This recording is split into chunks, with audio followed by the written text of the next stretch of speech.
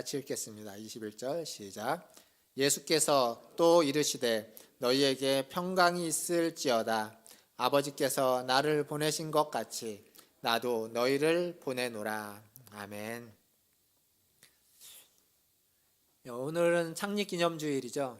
지난 45년간 함께 하신 분도 계시고 45년까지는 아니어도 한 30년, 한 20년, 한 10여 년 함께 하신 우리 성도님들이 계십니다. 그동안 함께 해주신 모든 분들께 감사하고 또 수고의 마음을 담아서 옆에 좀 인사하겠습니다. 수고하셨습니다. 사랑합니다. 축복합니다. 인사하겠습니다. 수고하셨습니다. 사랑합니다. 축복합니다. 제가 아까 광고 때 말씀드렸지만 저 선물 박스를 준비하면서 주중에 우리 신전도사님이랑 저희 교역자들 그리고 우리 청년들도 잠깐 와가지고 또 같이 포장하는 데 도움을 줬고요. 이렇게 함께 포장을 하면서 선물을 구매하고 또 그걸 다 소분해가지고 다 나눠서 하나씩 포장하고 그리고 안에 보시면 또 이렇게 싼 것도 있고 그렇습니다. 그리고 이제 어제 박스 만들어서 박스 다 포장하고 하면서 만드는 것도 기쁨인데 이걸 받고 보면 펼쳐보면 그 사람들, 그 성도님들이 얼마나 기뻐하실까라는 생각에 준비하면서도 되게 즐거웠습니다. 예배 마치시고 받으시고 펼쳐보시면서 그 기쁨이 여러분에게도 가득 차기를 바라겠습니다. 내가 만들었기 때문에 내가 그걸 막 준비하고 했기 때문에 만들 때 더 기분이 좋고 더 기쁘고 하나하나 보면 더 소중해 보입니다. 이게 그냥 이런 선물만이 아니라 여러분이 일상에서 하는 일들도 다 그러지 않겠습니까? 누군가 책을 쓰는 사람이라면 내가 만든 책, 내가 쓴 책, 그 책은 다른 책보다 더 소중하고 더 가치 있고 더 사랑스러워 보일 겁니다. 뿐만 아니라 내가 무슨 예술 작가라면 예술 작품을 만들면 그 작품은 그 어떤 것보다 더 사랑스럽고 더 귀해 보일 겁니다. 그와 마찬가지로 하나님이 세상을 만드셨고 하나님이 우리를 만드셨습니다. 그 말은 하나님 보시기에 이 세상과 우리는 가장 소중해 보이고 가장 사랑스러워 보인다라는 이야기입니다. 그런데 안타깝게도 사람이 하나님 앞에 범죄함으로 타락해서 그래서 그 하나님이 기뻐하고 소중하게 여겼던 이 세상과 인간이 왜곡되고 타락했습니다. 굉장히 안타까운 현실입니다. 그렇게 왜곡되고 타락한 사람을, 이 세상을 하나님이 오셔서 회복시키고자 하시는 사역, 그게 바로 구원이죠. 구원이라는 건 하나님이 온 세상을 회복시키려고 하는 하나님의 일입니다. 이런 구원을 경험하는 건 사람마다 좀 다 다른 것 같습니다. 제가 경험했던 구원과 여러분이 경험했던 구원, 여러분 중에도 각자의 신앙생활에 따라서 그리고 각자의 상황과 형편에 따라서 구원을 경험하는 그때의 일의 경험에 따라서 경험했던 구원이 조금씩 차이는 있습니다. 어떤 분은 정말 큰 병 가운데, 큰 중병 가운데에서 하나님을 만나서 구원받으면서 천국에 대한 소망으로 하나님의 구원을 경험하신 분이 있을 것이고 어떤 분은 이 세상에 옳지 않은 것들, 옳지 않은 세상 속에서 하나님을 만남으로써 하나님이 이 세상 가운데 참 진리시고 참 정이시구나라고 하는 것을 깨닫는 분도 계실 겁니다. 즉 구원에 대한 경험은 다 다르겠지만 구원은 다 같은 구원입니다.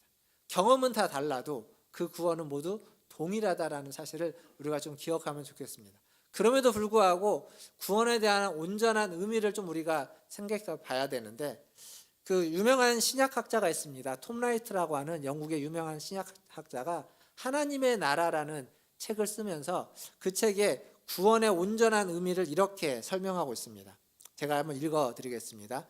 구원의 온전한 의미는 단지 영혼이 아니라 인간 존재 전체에 대한 것이며 미래에 대한 것만이 아니라 현재에 대한 것이며 하나님이 우리 안에서 그리고 우리를 위하여 하실 뿐 아니라 우리를 통하여 하시는 일에 대한 것이다.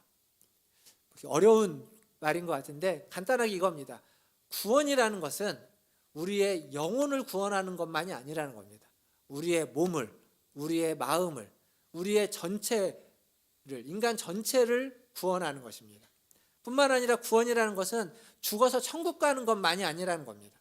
미래에 천국 가는 것이 분명히 구원이지만 그것만이 아니라 지금 현재 여기에서 하나님이 주시는 은혜와 복이, 하나님을 경험하는 이것이 구원이라는 겁니다. 현재의 이야기라는 거죠. 그리고 구원은 하나님이 우리 안에서 우리를 위해서 행하시는 일, 그게 구원입니다. 죄에 빠져 있는 우리를 구원하시고 건져내셔서 우리를 치유하시고 회복시키시고 의인되게 만들어 주시는 게 구원인데, 우리 안에서 우리를 위해서 하시는 것만이 아니라 구원은 하나님이 우리를 통해서 하시는 일, 우리를 통해서 하나님이 펼쳐나가시는 일 또한 하나님의 구원이다라고 이야기하고 있습니다. 사실 이 구원에 대해서 예수님 당시에 이스라엘 사람들은 하나님이 자신들을 위해서 일하시고 하나님이 지금 로마의 어떤 속국으로 있었던 그들을 해방시켜주는 그러한 일들을 행하실 거다라는 것을 그들은 기대하고 있었습니다. 그게 뭐로 나타나냐면 메시아를 기다리는, 그리스도를 기다리는 그들의 사상이 그것입니다. 하나님이 자신들을 구원하실 것이다, 회복시켜 주실 것이다 라고 믿었습니다. 근데 그들은 거기까지만 믿었지 자신들을 통해서 이방 나라들, 다른 사람들을 구원하시고 그들에게 하나님의 뜻을 전하는 것까지 생각하지 않았습니다. 그래서 그들의 선민 사상은 잘못된 부분적인 선민 사상입니다. 하나님은 우리를 위해서 우리를 죄악 가운데 빠져 있는 우리를 해방시켜 주시지만 해방시킨 우리를 통해서 또 하나님은 다른 이들에게 복을 주시기를 원하신다는 거죠.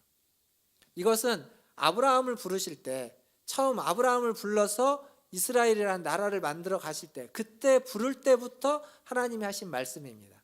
창세기 12장 1절부터 3절을 보겠습니다. 하나님 이때부터 그 일을 하셨습니다. 12장 1절부터 3절까지 같이 읽어보겠습니다. 시작. 여호와께서 아브라함에게 이르시되 너는 너의 고향과 친척과 아버지의 집을 떠나 내가 내게 보여줄 땅으로 가라. 내가 너로 큰 민족을 이루고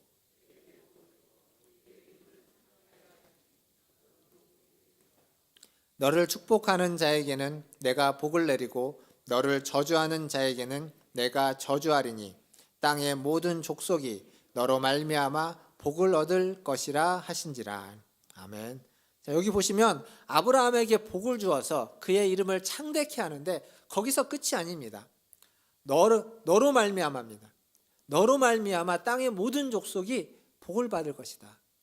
그러니까 아브라함에게 복을 준 이유는 아브라함을 통하여서 다른 사람에게 복을 주기 위해서입니다. 나를 통해서 다른 사람을 저주하기 위해서가 아닙니다. 나를 통해서 다른 사람에게 복을 주기 위해서, 처음부터 아브라함을 그것을 위해서 부르셨다라는 거죠. 그러니까 아브라함이 부름받은 이유는 아브라함이 복받는 것에 국한된 것이 아니라 그를 통해서 다른 사람, 이 세상을 복주기 위한 통로로 그를 부르셨습니다. 그게 그의 사명입니다. 그 사명은 아브라함에게서 끝나는 것이 아니라 지금 우리에게 이어지는 사명입니다. 교회의 사명이고 하나님을 믿고 따르는, 하나님께 복을 받은 그리스도인들의 사명이기도 합니다. 심지어 이것은 모든 만물이, 모든 피조물이 기다리고 있는 우리에게 부여된 사명입니다. 로마서 8장을 보시면 모든 피조물이 하나님의 아들들, 그 구원을 간절히 기다리고 있습니다. 로마서 8장 19절에 보시면 이렇게 말씀되어 있습니다. 피조물이 고대하는 바는, 기다리는 바는 하나님의 아들들이 나타나는 것이니, 하나님의 아들들이, 하나님을 믿는 자들이 나타나는 것을 기다리고 있습니다. 21절과 22절을 보면 그 바라는 것은 피조물도 썩어짐의 종로로 탄 데서 해방되어 하나님의 자녀들의 영광의 자유에 이르는 것이니라. 피조물이 다 이제까지 함께 탄식하며 함께 고통을 겪고 있는 것을 우리가 아느니라. 피조물이 지금 고통을 겪고 있는 것은 그들도 죄로 말미암아 타락하고 왜곡되어졌기 때문입니다. 그들이 다시 회복할 날을 기다리고 있다는 거죠. 사실 자연 만물은 우리에게 굉장히 많은 혜택을 줍니다. 우리는 자연으로부터 모든 것들을 다 얻고 있습니다. 우리가 소위 말하는 공산품이라고 하는 것들, 공장에서 만들어지는 것들도 그 원료는 다 자연에 있는 것들입니다. 자연에 있는 원료를 가져다가 가공해서 공산품, 공장에서 만들어서 우리가 쓰고 있습니다. 그래서 우리에게 주어지는 모든 것들은 다 자연으로부터 우리가 입은 혜택들입니다. 하지만 자연이 우리에게 혜택만 주느냐? 그렇지는 않습니다. 자연은 우리에게 여러 가지 재난도, 고통도 안겨다 줍니다. 가뭄, 홍수, 지진, 기근, 그리고 우리가 지금 겪고 있는 바이러스라는 것도 인간의 잘못도 있지만 인간과 자연이 함께 왜곡되어져서 변질되어져서 우리에게 주어지는 고통이라고 말할 수 있습니다.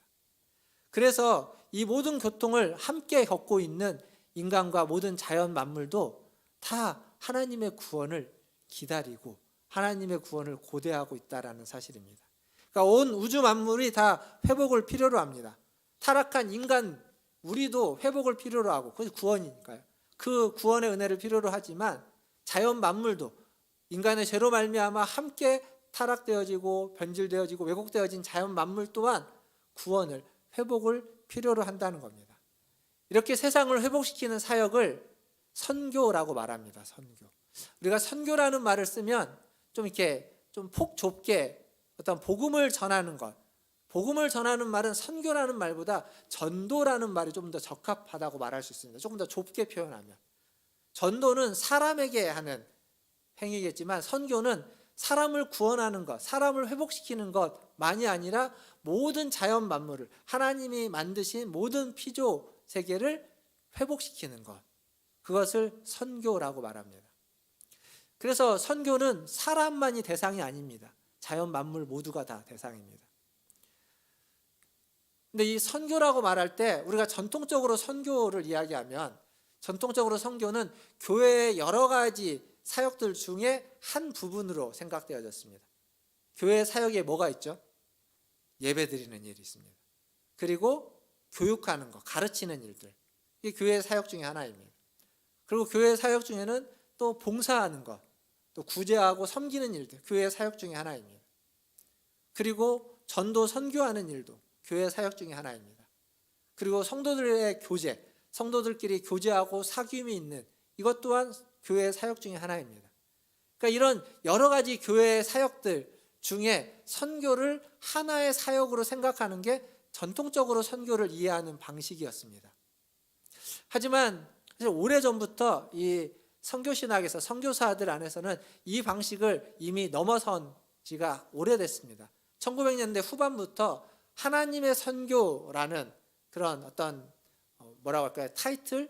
이름이 이렇게 나오기 시작했습니다. 그건 뭐냐면 기존의 선교가 교회의 여러 사역들 중에 하나의 사역으로 생각되었다면 근데 그건 어쩌면 복음을 전하는 사람에게만 국한된 사역인데 선교가 온 세상을 회복시키는 사역이라고 했을 때 온 세상을 회복시키는 일에는 교회만 쓰임받는 게 아닙니다. 하나님은 교회를 통해서만 일하는 것이 아니라 교회 이외에도 각 가정을 통해서 그리고 여러분이 몸담고 일하고 있는 직장을 통해서 그리고 여러분이 만나는 다른 사람들을 통해서 그리고 이 나라와 정부를 통해서 그리고 NGO들 여러 가지 단체들을 통해서 학교를 통해서 병원을 통해서 이런 수많은 기관들을 통해서 하나님은 이 세상을 회복시키는 일을 하고 계시는 겁니다. 그 중에 한 기관이 한 공동체가 교회인 겁니다. 그러니까 선교는 하나님의 선교는 교회보다 훨씬 더 큰 개념입니다. 교회는 하나님의 선교를 담당하고 있는 하나의 공동체입니다. 하나님께서 맡겨진 사명이죠. 그 외에 여러 군데에서도 여전히 하나님의 일들을 하고 있다는 겁니다. 물론 교회만큼 분명하게 하나님을 알고 하나님의 뜻을 분별하면서 하는 데도 있고 그러지 못한 데도 있습니다. 그러나 하나님은 그들을 통해서 하나님을 잘 모르는 그들을 통해서도 하나님의 일을 하나님의 선교를 해 나가신다는 겁니다. 이게 선교하는 하나님의 선교라고 하는 타이틀입니다. 생각해 보시면 이게 굉장히 낯설어 보일 수도 있고 그렇게 낯설게 들릴 수도 있습니다. 물론 안 그러신 분도 계시겠지만 근데 우리나라가 처음 복음을 들어올 때 우리나라에 처음 선교사들이 올 때 다 이렇게 왔습니다. 우리나라에 선교사들이 와가지고요 복음을 못 전했습니다. 처음에 와가지고 그들이 한 일은 복음을 전하는 일이 아니라 학교를 세우고 병원을 세우는 일이었습니다. 주로 그 일들을 했습니다. 구제하는 일들, 봉사하는 일들. 복음 전하는 건 금지되어 있었습니다. 사실 우리는 예수를, 우리나라 사람들은 선교사를 통해서 믿은 것이 아니라 성경을 통해서 중국 땅에 가가지고 예수를 믿고 성경책을 가지고 온 같은 한국 사람들이 그 성경을 나누어주고 그 성경을 읽으면서 예수를 믿게 됐습니다. 선교사들은 예수 믿는 우리를 받아서 그 두만강을 넘어가가지고, 우리나라 땅에서는 세례를 주는 게 금지되어 있어서 법적으로 두만강을 넘어가서 중국 땅에서 세례를 주고 돌아오고 그랬습니다. 어쨌거나 그 선교사들이 학교를 세울 때, 병원을 세울 때 그들이 그냥 학교를 세워서 글을 가르치는 것만이 목적이 아니라, 병원을 세워서 아픈 사람을 치료하는 것만이 목적이 아니라, 그들은 학교를 통해서 아이들을 가르쳐서 그들의 미래를 열어주고 그들에게 자신의 삶에 충실하면서 사람들에게 봉사하고 이 세상 가운데에서 바르게 사는 것이 무엇인지, 하나님의 나라의 삶을 살 수 있도록 그들을 가르쳐 왔습니다. 병원에서 사람을 치료하는 것도 마찬가지입니다. 정상적인 삶을 살게 하면서 이 세상을 더 아름답고 건강하게 만들기 위해서, 그러기 위해서 병원을 통해서 하나님의 일을 감당했던 겁니다. 그러니까 그 모든 기관들이 선교라고 하는, 이 세상을 아름답게 건강하게 회복시켜가는 일에 일조했던 겁니다. 이런 의미에서 하나님의 선교는 교회보다 훨씬 더 큰 개념이고, 교회는 하나님의 선교를 담당하는 기관 중에 하나입니다. 그 외에도 많이 있다는 것을 우리가 잊어서는 안 됩니다. 즉, 여러분이 지금 우리 교회 말고, 문화촌 제일교회 말고 다른 데에 속해 있는 데들이 많이 있을 겁니다. 각 가정에 속해 있고, 그리고 직장에 속해 있죠. 그리고 여러분 뭐 다른 개인적인 친구들 모임도 있을 것이고, 어떤 사회적인 모임이 있을 겁니다. 운동하는 모임도 있고, 취미생활하는 모임도 있고, 무엇인가 어떤 의미 있는 단체에서 봉사하는 모임도 있고, 그런 모임들 속에 있는 그 모든 모임들을 통해서도 하나님의 선교를, 하나님의 일을 할 수 있다라는 겁니다. 교회에서만이 아니라 세상 속에서도. 그래서 우리는 어디에 있든지 하나님의 선교를 하게 됩니다. 그런데 이 하나님의 선교가 한참 이제 신학적으로 얘기될 때, 그 영국의 선교사이면서 신학자였던 레슬리 뉴비긴이라는 사람이 있습니다. 그 사람은 인도에 35년 정도 선교사로 있었고, 인도에 35년 정도 선교사 역을 한 후에 다시 영국으로 돌아오게 됩니다. 그게 1970년대인데 돌아왔을 때 영국의 모습을 보고 이 레슬리 뉴비긴이 깜짝 놀랍니다. 아주 충격을 받습니다. 왜 충격을 받냐면 35년 전의 영국과 자기가 돌아왔던 영국은 너무도 달랐던 겁니다. 그게 무슨 사회가 발전하고 경제가 발전해서 다른 것이 아니라 35년 전의 영국은 기독교 문화가 자리 잡았던 그런 영국이었다면, 35년이 지나고 나서 돌아온 영국은 비기독교 문화가 자리 잡은 영국이었습니다. 자기가 선교지가 있었던 인도만큼, 인도 이상으로 비기독교적이라고 느껴졌던 겁니다. 그만큼 신앙이 변질되고 왜곡되고 타락했던 거죠. 그래서 레슬리 뉴비긴이 그 충격을 가지고 다시 성경을 보게 됩니다. 성경을 보면서 그가 성경에서 이전에 보지 못했던 말씀을 깨닫게 됩니다. 그 중에 하나가 오늘 우리가 읽었던 본문입니다. 요한복음 20장 21절. 다시 한번 그래서 읽어보겠습니다. 도대체 그는 여기에서 무엇을 깨달았는지. 20장 21절을 같이 한번 읽어보겠습니다. 시작. 예수께서 또 이르시되,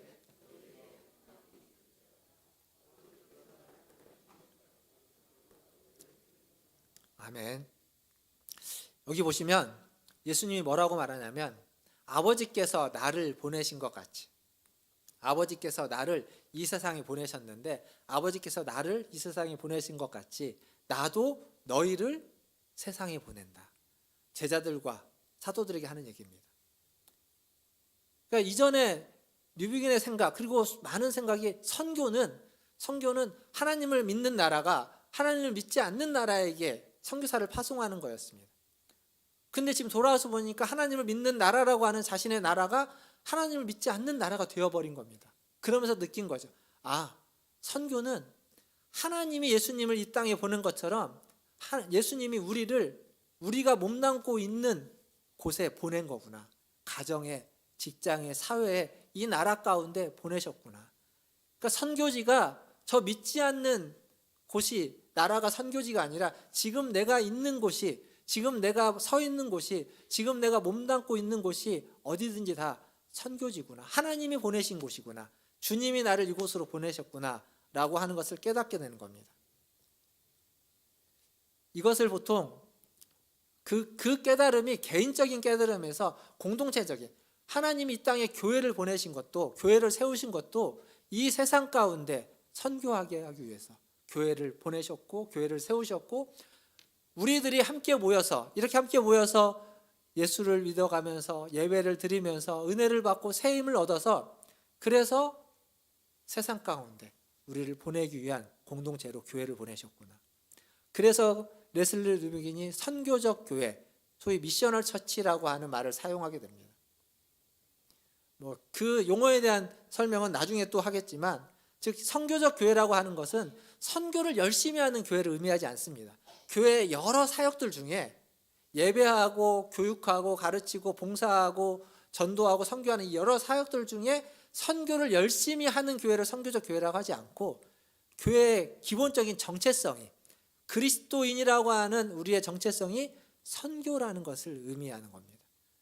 우리가 있는 곳에서 우리는 선교사로서 선교적인 마인드로 살아가야만 한다라는 것을 말해주고 있는 겁니다.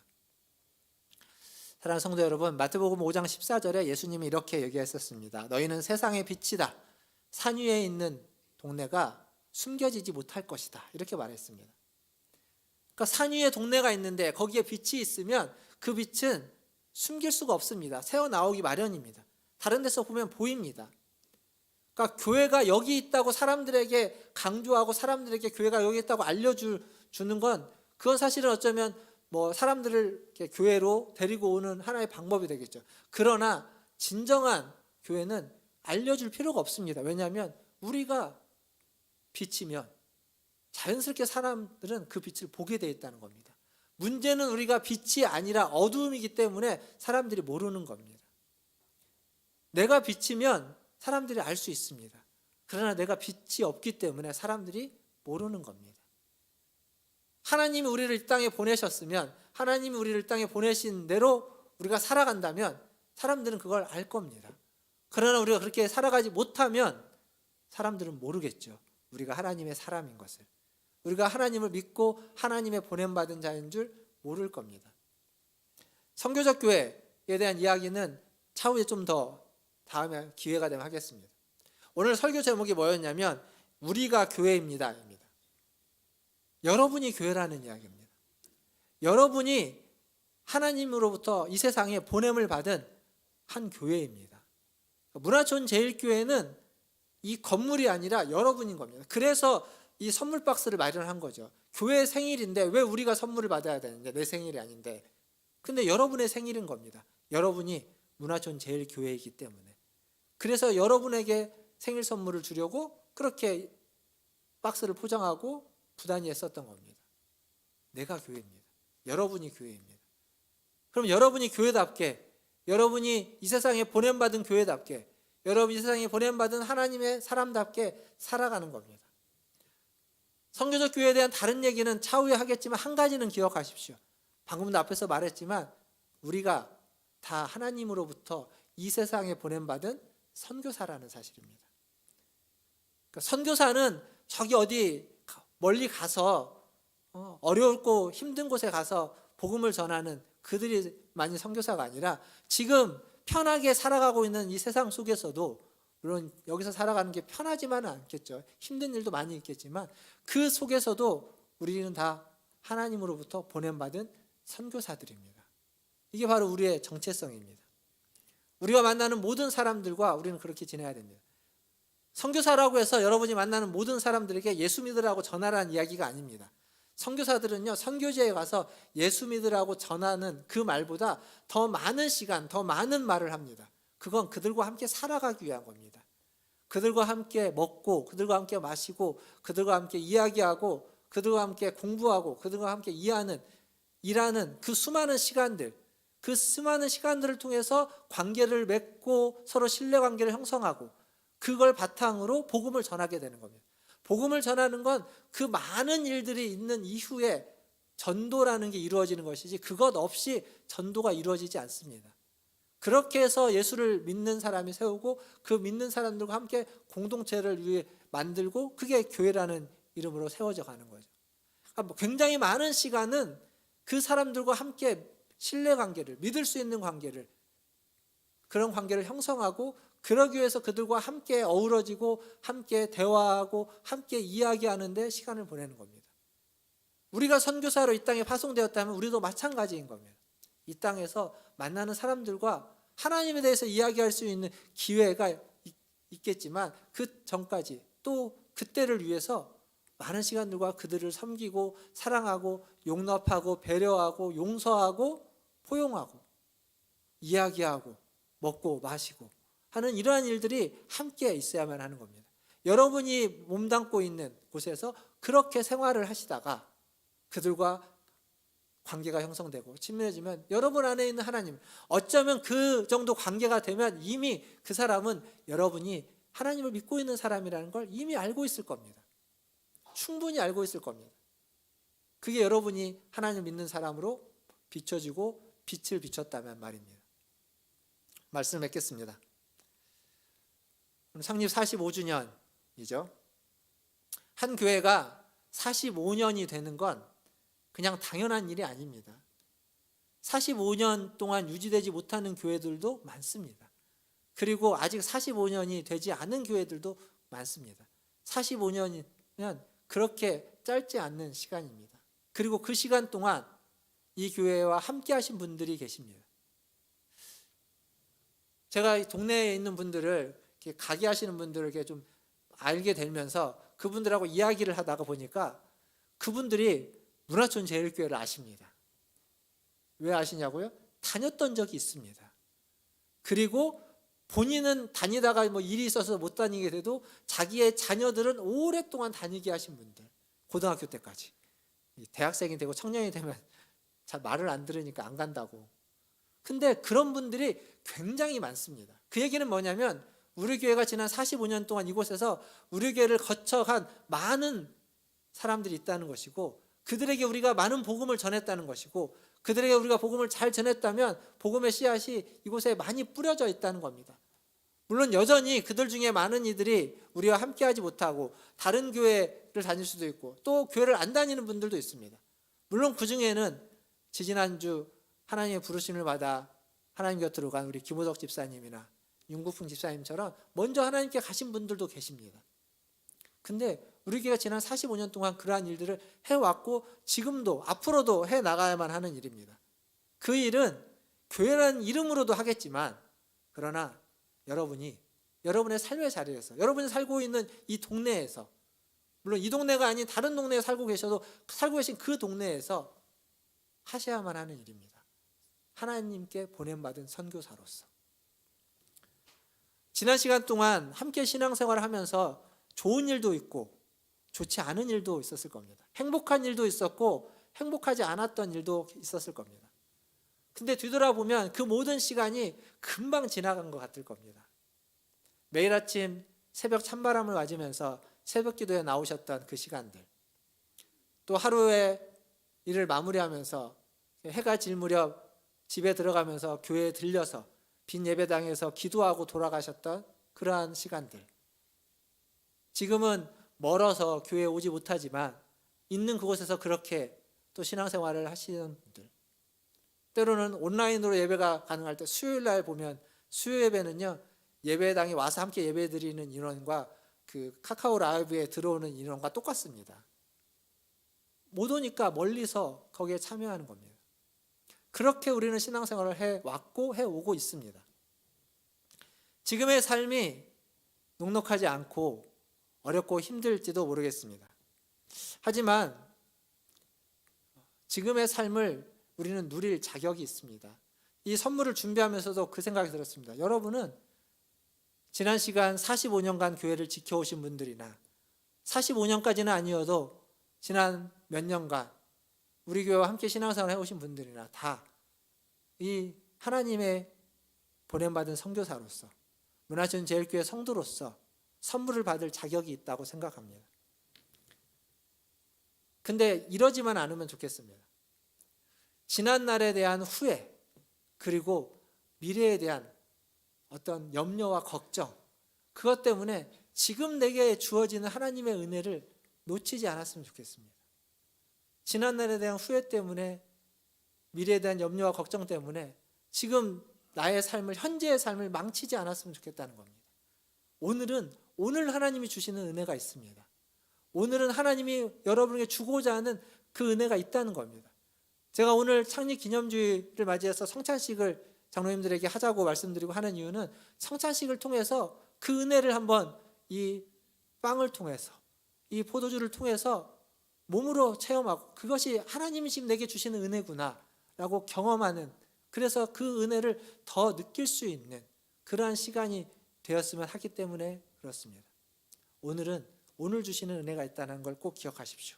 이 성찬식을 통해서 그 은혜가 여러분에게 더 가득 차고, 여러분이 경험되어지고, 여러분에게 느껴지고, 그리고 매일매일 하나님이 여러분에게 그러한 은혜를 주기를 원한다는 사실을 아시고, 그 하나님과 함께 살아가시는 하나님의 자녀들, 우리 성도들 다 되시기를 주님의 이름으로 축원드립니다. 우리 바로 성찬식으로 이어져서 하도록 하겠습니다. 지금부터 우리의 마음과 뜻과 정성을 다해서 성찬식을 거행하고 참여하도록 하겠습니다. 찬송가 251장 1절을 부르시면서 여러분 앞에 있는 성찬 키트를 열어주시고 성찬식을 준비해 주시면 감사하겠습니다. 찬송가 251장 1절입니다.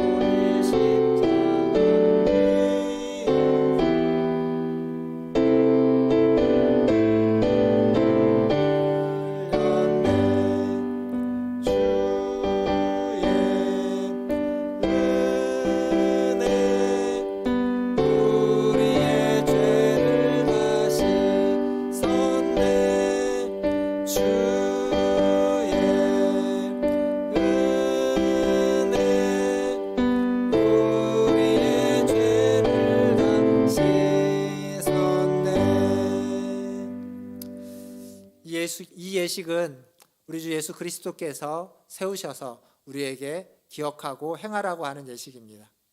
이 예식은 그리스도의 오심을 기념하고, 그의 죽으심을 기억하고, 그의 다시 오심을 기억하기 위한 예식입니다. 이 예식을 통해서 우리의 흔들리는 믿음이 바로잡혀져 가고, 여러분 안에 주님의 생명이, 주님의 영광이 가득 차는 그러한 은혜가 있기를 바랍니다. 이 예식은 세례받는 분들, 세례받은 분들이 참여하는 예식입니다. 혹 세례받지 못한 분들이 있다면 예식에 참여하지 마시고, 그리고 세례받을 수 있는 기회를 얻으시기를 바라겠습니다. 그리고 세례를 받으셨더라도 혹 마음에 거리낌이 있는 분들이라면 예식에 참여하지 마시고 마음의 거리낌을 없앤 후에 예식에 참여하시기를 바라겠습니다. 이제 여러분이 가지고 있는 성찬 키트에 우리 떡을 함께 나누도록 하겠습니다. 떡을 손으로 잡아주시면 감사하겠습니다. 드시는 건 제가 기도한 후에 함께 먹도록 하겠습니다. 예수께서 잡히시던 날 밤에 떡을 가지고 떼어서 축사하며 제자들에게 이르렀습니다. 주의 분부하심을 따라 저도 여러분에게 이 떡을 나누어 드립니다. 우리 모두가 십자가를 바라보면서 이 성찬의 거룩한 예식에 참여하시기를 바라겠습니다. 함께 기도하겠습니다. 이것은 너희를 위하는 나의 몸이니 이것을 행하여 나를 기념하라 하신 주님, 이제 주님의 뜻을 따라 이 거룩한 성찬에 참여하고자 합니다. 우리에게 긍휼을 베푸사 떡을 나눌 때 주님의 몸을 대함같이 신령한 은혜를 우리에게 넘치게 하여 주시고, 참여하는 모든 성도들에게 생명의 능력을 확신케 하는 거룩한 떡이 되게 하여 주시옵소서. 예수님의 이름으로 기도하옵나이다. 아멘. 이제 함께 떡을 먹겠습니다. 떡을 먹으면서 조용히 기도하시기를 바라겠습니다.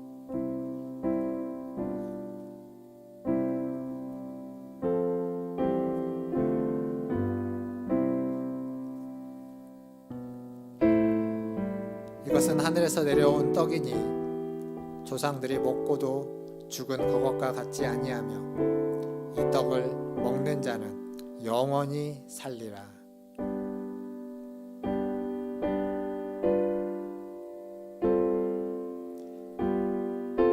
우리가 떼는 떡은 그리스도의 몸에 참여함이 아니냐. 떡은 하나요 많은 우리가 한 몸이니 이는 우리가 한 떡에 참여함이라. 아멘.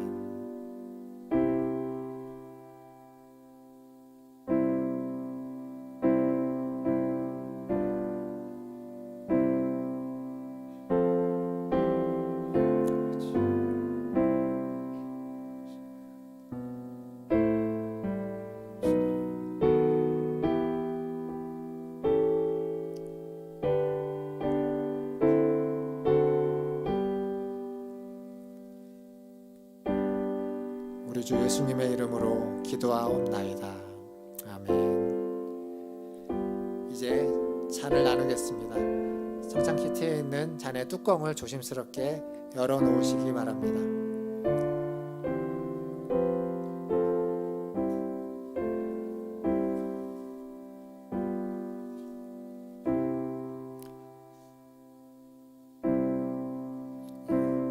우리 주님께서 식후에 잔을 가지사 축사하시고 제자들에게 주시며 가라사대 이 잔은 나의 피로 세우는 새 언약이니 이것을 행하여 마실 때마다 나를 기념하라 하셨습니다. 우리가 이 잔을 대함같이 주님의 생명과 주님의 몸에 주님의 피에 연합하시기를 바라겠습니다. 함께 잔을 손에 드시고 기도하겠습니다. 내 살을 먹고 내 피를 마시는 자마다 영생을 가졌고 마지막 날에 내가 그를 다시 살리리라 라고 하신 주님, 이 잔을 통하여 우리가 주님의 사랑을 알고 주님의 생명에 이르고자 합니다. 주님이 흘리신 생명의 보혈을 통해 더욱 큰 은총을 받게 하여 주시옵소서. 새 힘을 얻어 주의 죽으심과 부활을 주님 오실 때까지 증거하는 하나님의 사람들이 선교사들이 되게 하여 주시옵소서. 예수님의 이름으로 기도하옵나이다. 아멘. 함께 잔을 마시겠습니다.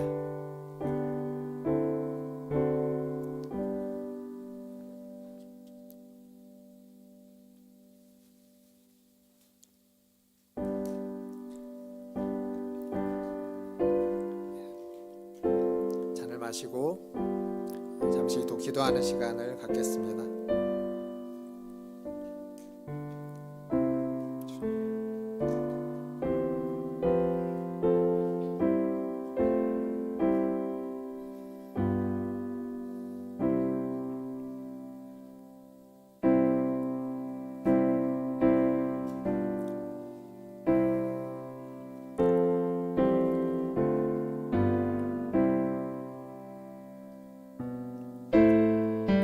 예수께서 이르시되 내가 진실로 진실로 너희에게 이르노니 인자의 살을 먹지 아니하고 인자의 피를 마시지 아니하면 너희 속에 생명이 없느니라. 내 살을 먹고 내 피를 마시는 자는 영생을 가졌고 마지막 날에 내가 그를 다시 살리리니 내 살은 참된 양식이요 내 피는 참된 음료로다. 내 살을 먹고 내 피를 마시는 자는 내 안에 거하고 나도 그의 안에 거하나니 살아계신 아버지께서 나를 보내심에 내가 아버지로 말미암아 사는 것 같이 나를 먹는 그 사람도 나로 말미암아 살리라. 아멘.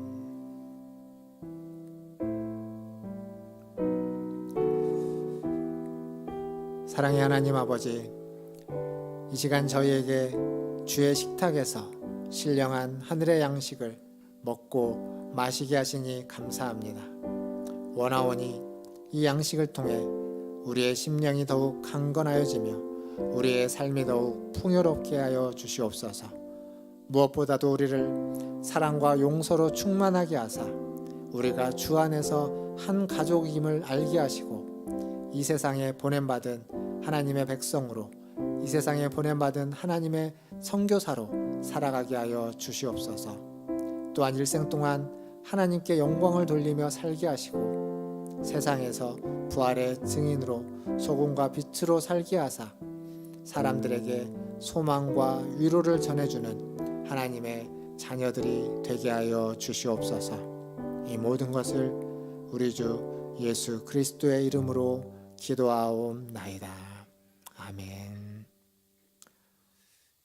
이에 그들이 찬미하고 감람산으로 가시니라. 아멘. 예, 사용하신 성찬 키트는 잘 정리해 주시고 예배 마치시고 나아가실 때 뒤쪽에다가 반납해 주시면 감사하겠습니다. 예, 이제 교회 창립 주일을 맞이해서 우리 여성 중창단이 좀 더 확장을